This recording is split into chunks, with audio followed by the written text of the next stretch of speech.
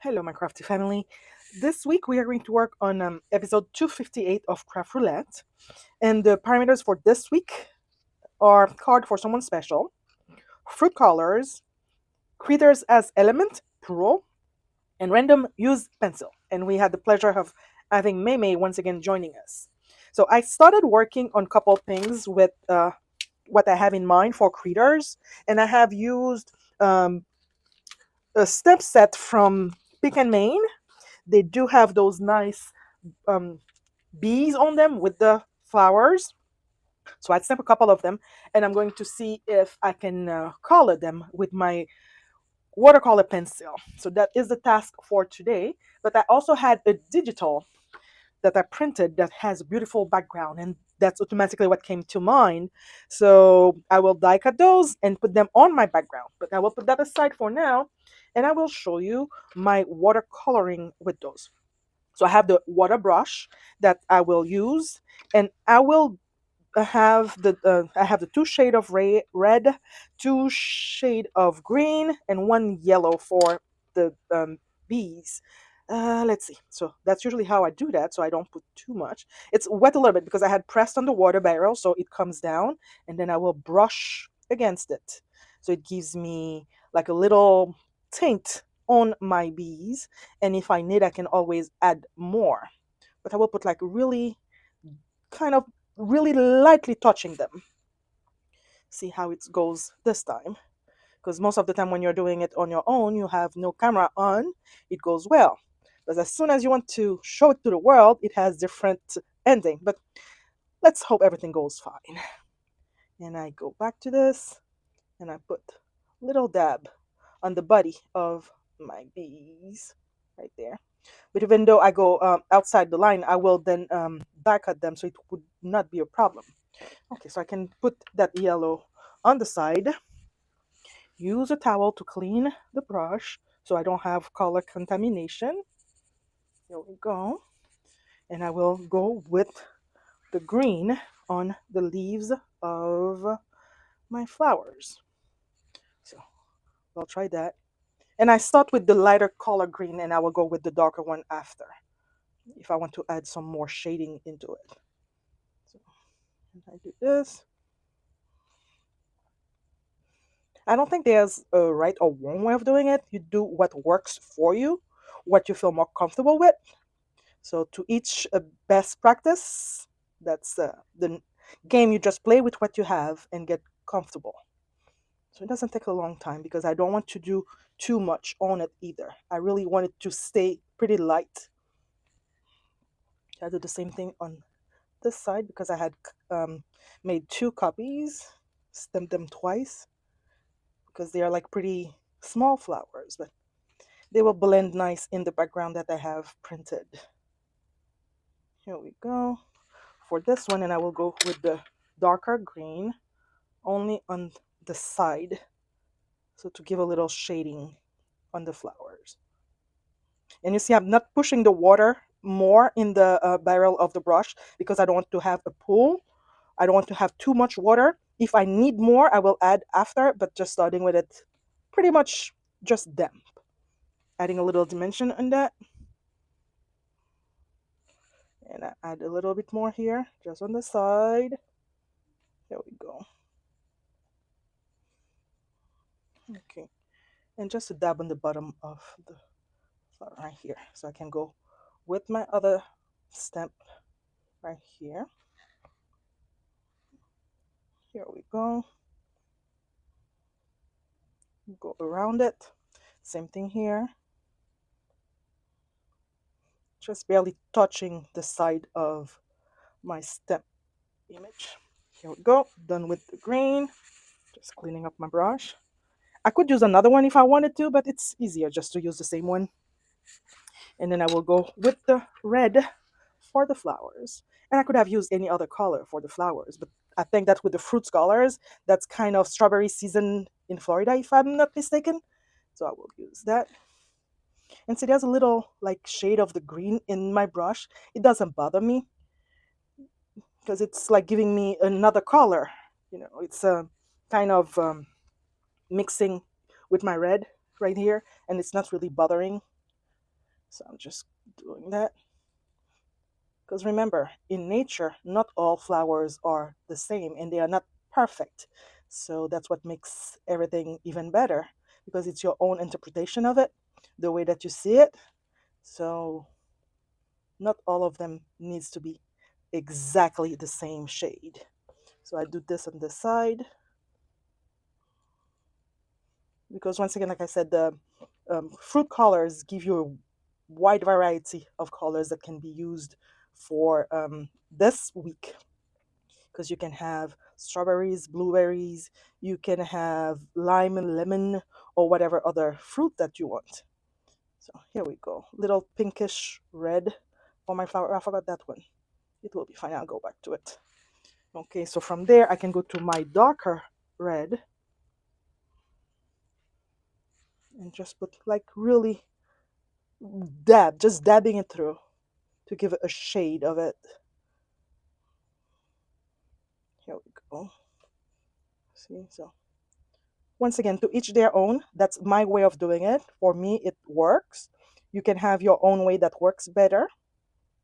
So it's just having fun and make it your artistic rendition of your vision. We don't have to be exactly the same. We don't need to see the same thing the same way.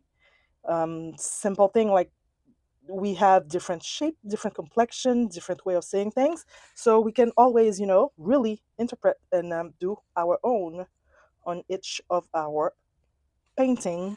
Here we go. So I did the red, and I needed to add that little one that I forgot here for the flower. So that I do need to brush it off. Because if I put the green in there, that will be a brown. So I will go back with, let me use the darker one. Just to put here. Here we go. A little bit more. Okay. So that's it. And now I will color the center of my flowers. And I will do a little brown color for it. Let's use this one. Just adding a little bit more water. Here we go. Here we go. So that the center of my flowers here, there. And I wanted to add like a little shadow for the wings of my bees as well. So I just had, that here. Let me wipe this completely out. So add more water. It's just something that came to my mind while I was doing this. It was not something that I had planned before, but I still want to do it. Let me see if I can put like a little, really a bluish shadow on the wings. Just like that. To give him a dimension. Yeah, that should be just enough. That's perfect for what I want. So let me go die cut those and I will be back. And here I am, I'm back. I've die cutted my stamped images. I have my background already stamped and I'm going to add it to my card base. This is a 5x7 and I'm just going to add it to the card base so it can line up. But I just want to give a little shading. So that is, I think it's a ground espresso that I have on that dauber. Just to give it like the shadow that will make it pop from the background since it's white on white. So to just create a border. Here we go. That is done. So if I put that on my background right here, just have to align it. Okay, so let's do that. Gluing it down.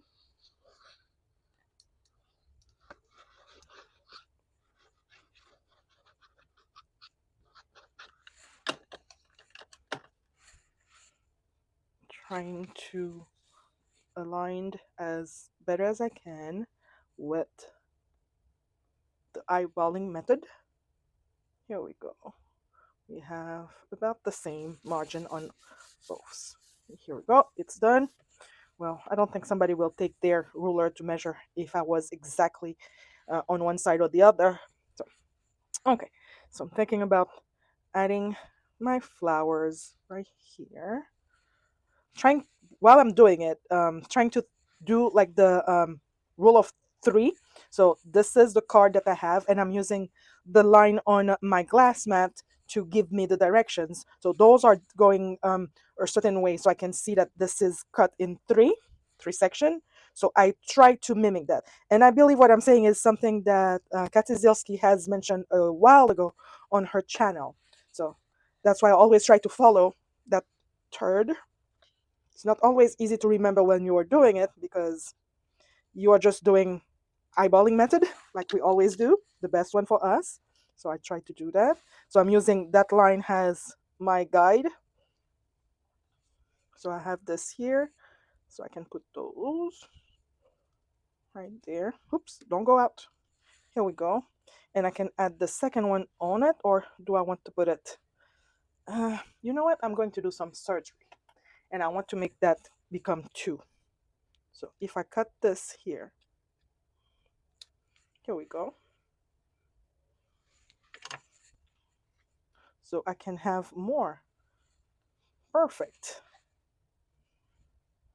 So I have like a big bush instead of just single flowers. Works perfectly for me like that. Let's do this.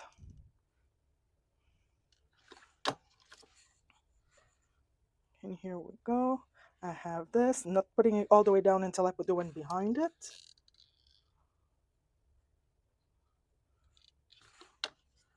This way. So I just put it right there. Now I can push a little bit. So we push that down, and my bee friends are going to be popped up with some dimensional. So I will put, yeah, little foam tape right here on the back of my bee. Come on, sticking on my finger. No, I need you to stick on the paper. Here we go. So my bee right here will be resting on top of that one flower here. That other big one, you are going to fly over. Oops, paper falling, paper flying. So that one is just flying to the sun. Don't get burned, my friend.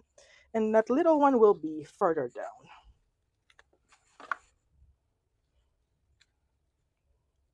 And here we go. Just trying to keep them all here. So that little friend will be on this side. Yeah, here you go.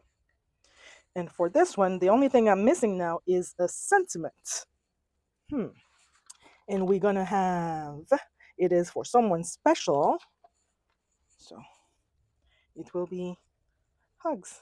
Sending you hugs, big hugs, right? Or I had something else in mind. Um, yes, let's try something else on that. I do have another sentiment I wanted to see if I could do. That is going to be.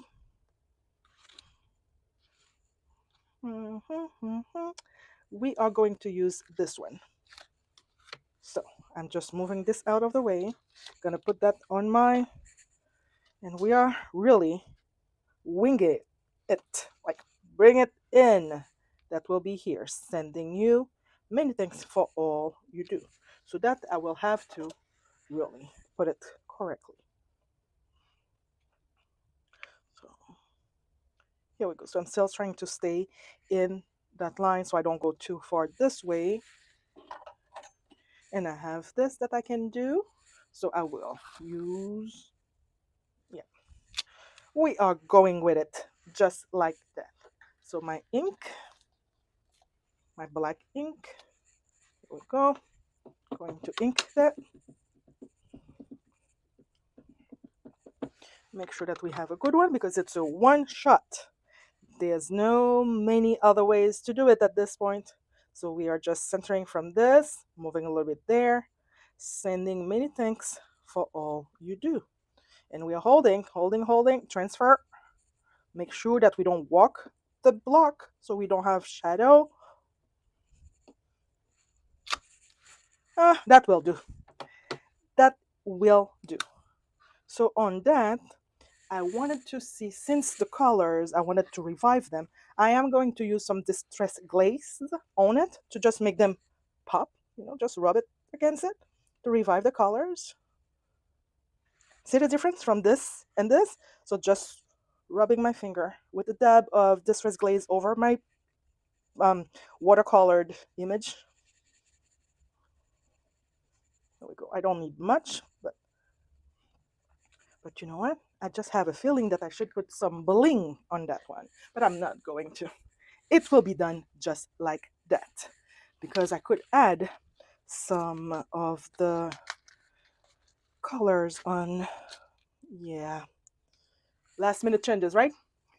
We'll do it. We'll make it happen. So I'm going to have probably 1 or 2 drops.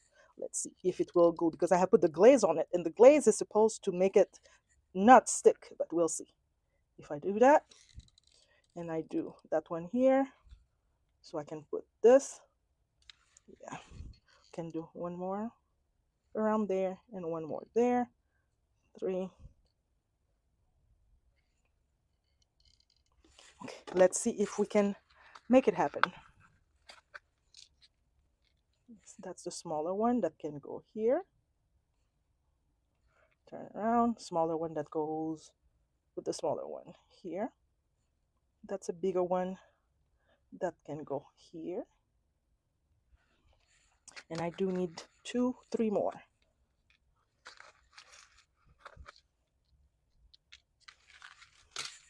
Okay, let's make it happen. This one here, this one there. It's going to be a little tacky, so it should be able to go. That's a larger one, and that's a smaller one. So we'll do that one. Come on. Yes. Be nice. Oops, flip. Here we go. So that will go here. That one, we'll put it there. And the other one here. That's it. I think I covered them all. Yeah, okay. That will be it. I'm not going to add anything more than that. So we have our card for someone special, and that someone special, I don't know who that will be yet, but it's going to send many thanks to all for all that you do. And I have my fruit colors. Like I said, it's a strawberry season in Florida, so I have the red, the green, the yellow in the bees. I have the sun, and I use the pencil for my coloring, so I use that as my random, and I have the bees for my critters. So here we go. One more done for Craft Roulette, week 258. See you all. Bye.